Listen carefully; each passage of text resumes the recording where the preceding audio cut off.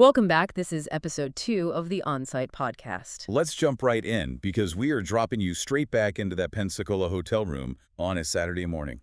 Yeah, and the very first thing our author notices when he wakes up is just the sheer, terrifying cinematic silence of the place. Right. It's an absolute acoustic vacuum. It really is. And just for some quick context before we get into his big Saturday adventure, you have to remember that a client VP named Larry actually dropped him off at this hotel late the night before. Yeah, and they made a super quick pit stop at a place called Food World on the way. Exactly. So Larry took him there just so he could grab the absolute bare necessities, which is why he's waking up and having just a single banana and a glass of milk for breakfast. Which is such a bleak first breakfast in a new country. I know, right? But it means he's already had this tiny fleeting glimpse of that massive store. But today, the silence of the room is what's really driving him crazy. Well, you have to mentally place yourself in what his baseline reality usually is, right? Back in a modern high-rise apartment in Mumbai, waking up is it's a highly predictable, incredibly bustling orchestra. Oh, totally. An acoustic ecosystem. Exactly. You wake up to the rhythmic whistling of your neighbor's pressure cooker. You hear crows and pigeons out on the window ledge. Yeah, the city is just alive. And the doorbells. There's this constant ringing of doorbells because the domestic help is arriving, the milkman is dropping things off, the newspaper delivery is happening. It's a dense, fast-paced urban cityscape. It basically functions as your alarm clock. Right. But here in Florida, nothing. Just the artificial, low-frequency hum of an air conditioner. It's like a hermetically sealed box. And sitting there, finishing that one banana, the silence really amplifies this heavy wave of isolation. I mean, we really have to emphasize the emotional weight here for him. Oh, absolutely. This is his very first long-distance journey away from his family. And sure, he's got a TV in the room, but he doesn't have an American cell phone. No phone at all. Right, and no laptop either. Which means no quick email, no instant message. There is literally no way for his family back in modern India to even know if he arrived safely yet. Yeah, and that anxiety of distance just forces his hand. He realizes he can't just sit in this quiet room letting his thoughts spiral. He needs a distraction. He needs a mission, yeah. So he decides, you know what, I'm going to walk back to that Food World I saw last night. He wants to buy some butter, right? Yeah, butter, but mostly he just wants to explore. And it's only about a mile away. To him, in his mind, a mile is just a casual stroll. Okay, I have to stop you there because, a mile is nothing. I routinely walk a mile just to grab coffee. Why is this basic walk about to turn into, like, an extreme sport for him? Because you're picturing a pedestrian-friendly neighborhood. Mm-hmm. When he steps outside those hotel doors, he's not stepping onto a sidewalk. Oh, no. He is stepping right into the absolute dominant American car-centric suburban sprawl. At first, though, he is actually blown away by the beauty of it. He talks about stepping out into this aggressive, high-definition azure sky. Yeah, the sunshine has that pristine clarity. And the clouds look like massive hand-sculpted cotton balls. But that awe lasts for maybe 3 minutes. Because 3 minutes in, the panic sets in. He realizes there is nowhere for a human to actually walk. 0 sidewalks. It's just beautifully manicured green grass that just abruptly drops off into the black asphalt of a busy roadway. And he looks around and sees he is literally the only human being on foot. Everyone else is in these giant, shiny cars. It completely shifts his psychological state. Yeah. In Mumbai, navigating the streets on foot makes you feel connected, right? Yeah, you weave through crowds, dodge street vendors. Exactly, you're participating in the city. But here, the infrastructure literally isolates him. He starts to feel this creeping fear that he's a visible anomaly. Like he's breaking an unwritten law just by walking? The fear of the illegal pedestrian? That's exactly it. And then his route forces him to walk directly under these huge concrete interstate flyovers. Oh man, the highway underpass. Above him, you've got these massive semi-trucks roaring past at 70 miles per hour. Making the concrete pillars literally vibrate. Yeah. Contrast that with the, maybe 30 miles per hour average speed of bustling Mumbai. Right, the kinetic energy here is just violent. Walking on this American highway infrastructure, it's like he accidentally wandered onto a Formula One racetrack while trying to find some butter. It strips away all his confidence. But eventually, he survives this terrifying gauntlet of the highway shoulder and steps into the huge, sprawling parking lot of the shopping center. And you can feel the tension just instantly lift. Yeah, he squares his shoulders, steps away from the traffic, and walks right into the cool blast of Food World. And stepping inside is like entering a completely different universe. A climate-controlled wonderland. You have to think about how different this is from his daily routine. Mm. In India, vegetable shopping is often this lively, open-air street cart experience. It's tactile, it's variable. Exposed to the elements, yeah. But here, the produce looks like it belongs in a magazine. It's intensely illuminated. Perfectly arranged in an air-conditioned vault. And my favorite part, he reaches down to look at some cilantro, and suddenly, The misters. yes! An automatic water mister puffs out right over the greens. He's totally startled by it. It's a complete surprise. And the sheer variety, too. He sees these huge 5-pound bags of potatoes. And they aren't just the standard brown ones. They're red, white, yellow. Same with the onions. But right in the middle of all this pristine produce, he hits his first major wall, the sticker shock. Ah, yes. The legendary cucumber incident. It's so funny. Back home, one of his family's favorite staples is a simple cucumber salad. They'd buy cucumbers by the kilo. Right. So he spots a single cucumber, looks at the price tag, and it says 76 cents. And he instantly does the mental currency conversion. Which is always a mistake. Always. He gets so frustrated and mad at this absurd price that he just flat out refuses to buy it. Now, I laughed at this because, 76 cents isn't objectively outrageous. Is he really just mad about the money? Or is it the shock of seeing a basic, everyday comfort item suddenly treated like a premium commodity? It's definitely the latter. It's a total disruption of his economic reality. It's an impulsive moral boycott. In India, a cucumber is a humble, highly accessible thing. Seeing it individually priced and polished in this high-end environment feels absurd. Yeah, it's the principle of the thing. Yeah. So fleeing the incredibly expensive cucumbers, he wanders deeper into the store. But his relief is super short-lived because he walks directly into an aisle that genuinely shocks his system. The raw meat department. Yeah, a distinct smell hits him.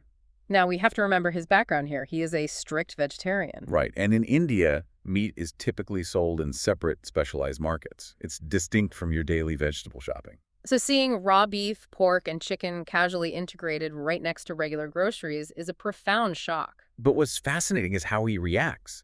His deep discomfort is actually quickly overtaken by this intense scientific curiosity. He doesn't just run away. No, he forces himself to walk down the aisle. He's captivated by the clinical assembly line scale of it all.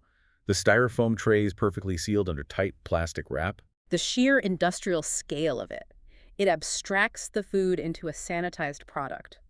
Why does that clinical uniformity fascinate him so much? Because it's the opposite of his experience, where food is deeply human and tactile. Here, it's hyper-efficient, and that obsession with mass production bleeds into everything. He escapes the meat and stumbles right onto the bread highway. Calling it a highway is the only way to describe it. In India, bread was basically just a simple packet of white slices. Here, it's stacked to the ceiling.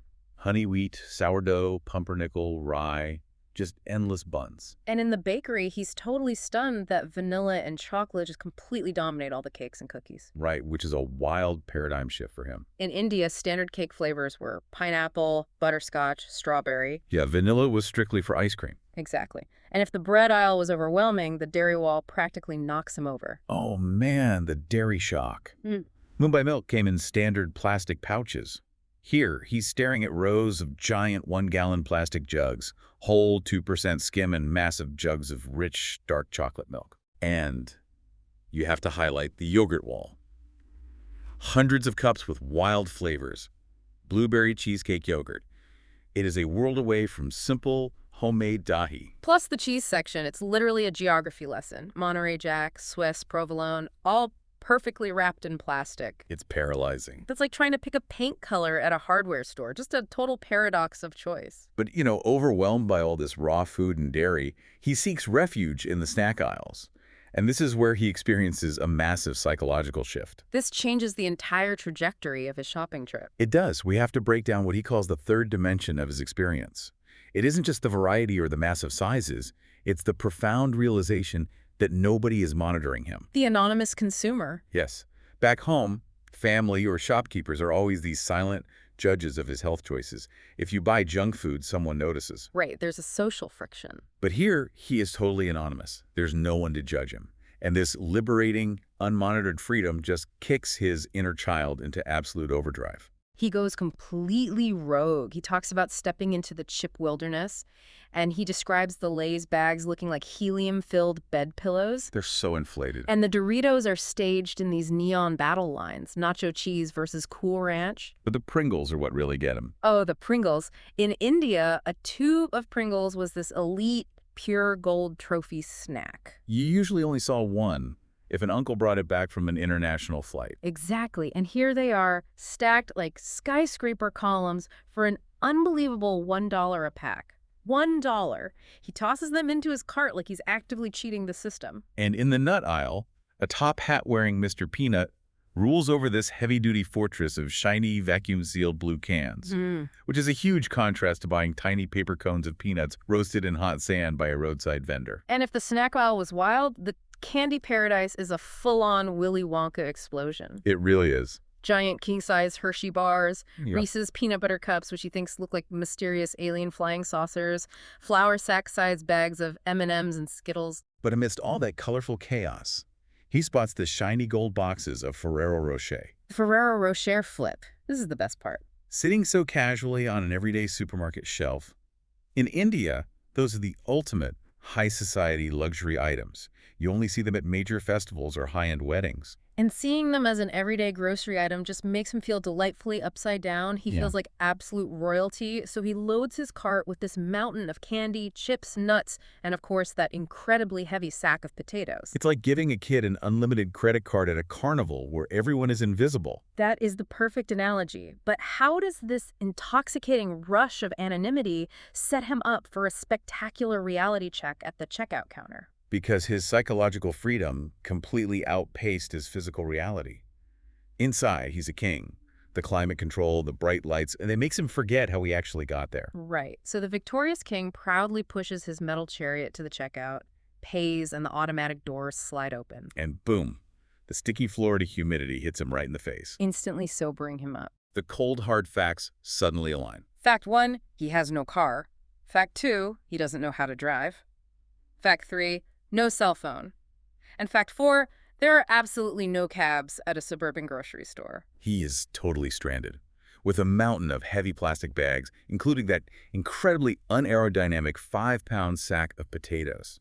So we get to the absolute comedic agony of the two-bag shuttle. Oh, it's brutal. He's doing this 50-foot at a time human shuttle service, looping the plastic handles until his fingers go completely numb and slice into his palm. Dropping them on the grass, panting, rubbing his hands, and picking them back up. It is the ultimate spectacle. Picture this. A lone Indian guy wrestling a sack of potatoes and 10 bags of candy under an interstate underpass, while drivers in giant trucks are blowing past at 70 miles per hour, staring in absolute jaw-dropping bewilderment. Because the American highway system was absolutely never designed for pedestrian-carrying root vegetables. Not at all. But finally, mercifully, he makes it back to the hotel. The hangry finale. He collapses into the room. His shirt is soaked in sweat. His hands are completely sore.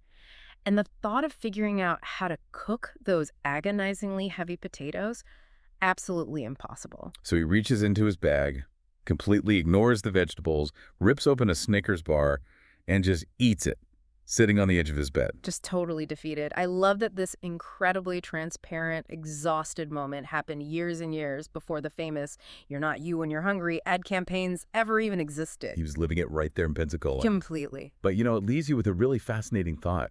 Think about the invisible safety nets and infrastructures in your own daily life. The sidewalks, the familiar flavors, the watchful eyes of your community. What would you suddenly miss the most if you were dropped into an entirely new world tomorrow? That is a great question. We absolutely loved the hilarious transparency of this first weekend. It's a great reminder of how much our surroundings dictate our choices. Maybe a reminder not to buy 5 pounds of potatoes if you don't have a car. That's it for today's deep dive. We'll catch you on the next one.